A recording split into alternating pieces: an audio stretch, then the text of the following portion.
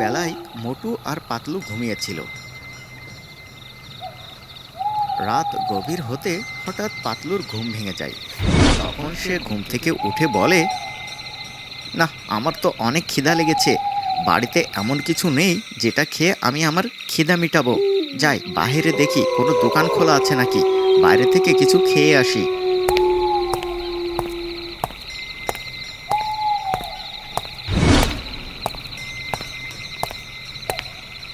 এরপর পাতলু ঘর থেকে বেরিয়ে পড়ে খাবার খাওয়ার উদ্দেশ্যে। তারপর সে বাইরে এসে হাঁটতে থাকে, কিন্তু তখন রাত গভীর হয়ে গেছে, তাই চারিদিকে দোকানপাট সব বন্ধ আর চারিদিকে নিস্তব্ধ। মাঝে মাঝে কুকুরের ডাক শোনা যাচ্ছে।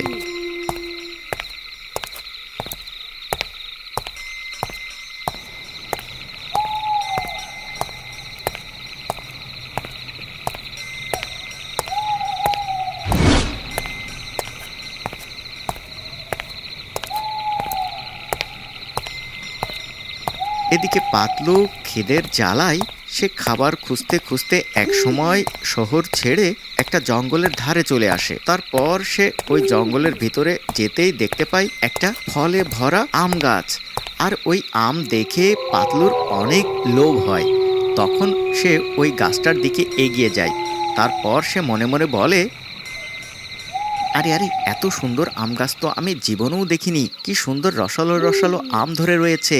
সে যারই হোক, এখন আমার অনেক খিদা লেগেছে। আমি ওখান থেকে মাত্র একটা আম খাবো, তারপরে এখান থেকে চলে যাব। এই কথা বলে পাতলু ওই গাছ থেকে একটা আম ছিঁড়তে যাবে। আর ঠিক সে সময় ওই গাছ থেকে একটা ডাইনি লেবে আসে। সে বলতে থাকে,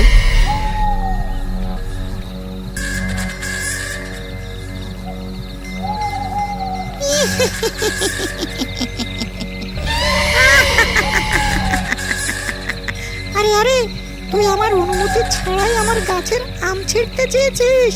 তোকে তো আমি এখনই ভূত বানিয়ে দেব রে। এটা একটা মায়াবী গাছ। এই গাছে যেই ফল ছিঁড়তে আসে আমি তাকে ভূত বানিয়ে আমার গোলাম বানিয়ে রাখি।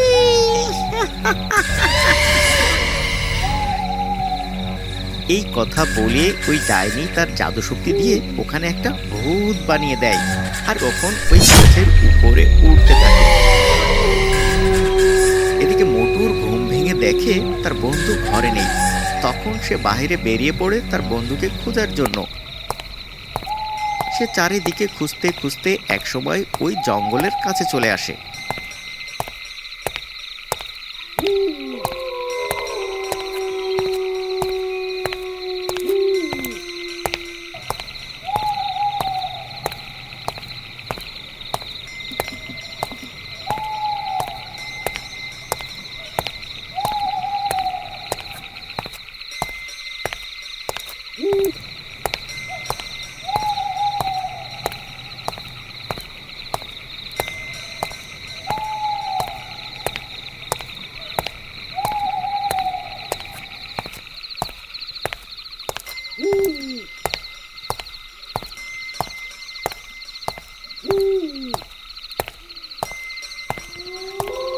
আর এসে সে যা দেখতে পায় তার জন্য সে মোটেও প্রস্তুত ছিল না।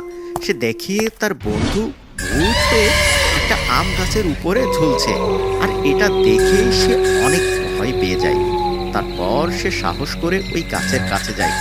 আর গাছের কাছে যেতেই ওই গাছ থেকে ওই ডাইনিটা আবার তার সামনে লেবে আসে।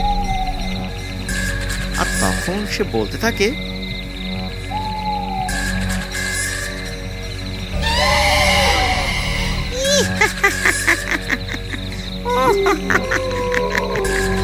আরে আরে, তুই আমার আম গাছের কাছে কেন এসেছিস?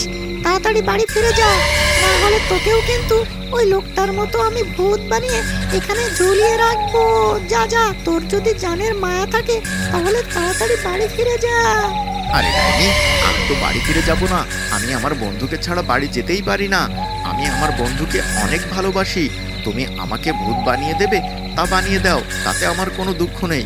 কিন্তু আমি আমার বন্ধুকে ছাড়া বাড়িতে ফিরেই যাব না। তুমি আমার বন্ধুকে ছেড়ে দাও।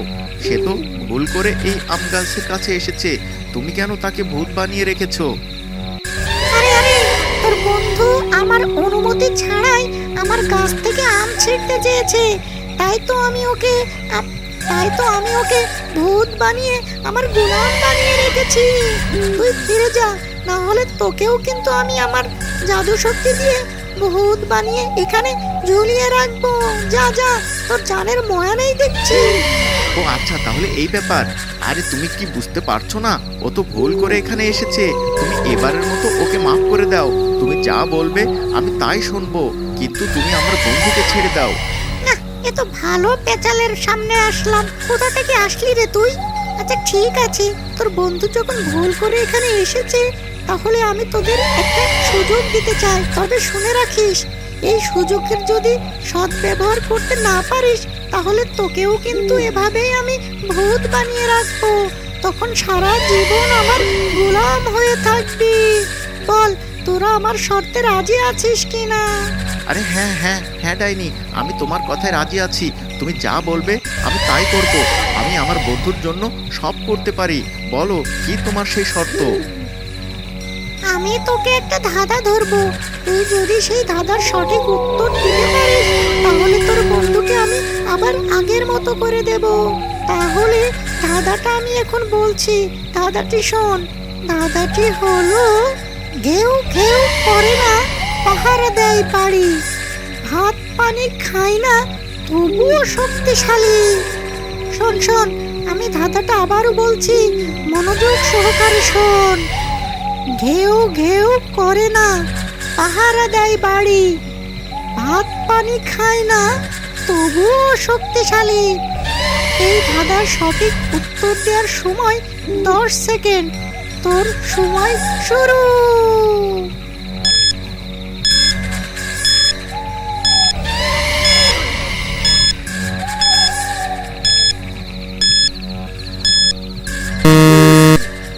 ডাইনির মুখে এই অদ্ভুত ধাঁধা শুনে মোটু বেশ চিন্তায় পড়ে যায়। তারপর সে একটু ভেবেই বলতে থাকে, আরে আরে হ্যাঁ হ্যাঁ হ্যাঁ ডাইনি, আমি পারবো এই ধাঁধার সঠিক উত্তর দিতে। এই ধাঁধার সঠিক উত্তর হবে মানুষের ঘরের তালা। আরে আরে আরে, তোর তো দেখছি অনেক বুদ্ধি। হ্যাঁ, তুই সঠিক উত্তর দিয়েছিস। এই নে, আমি তোর বন্ধুকে আবার আগের অবস্থায় তোর কাছে ফিরিয়ে দিলাম। এই কথা বলে ওই ডাইনি তার জাদু শক্তি দিয়ে পাতলুকে আবার আগের মতন মানুষ বানিয়ে দেয়।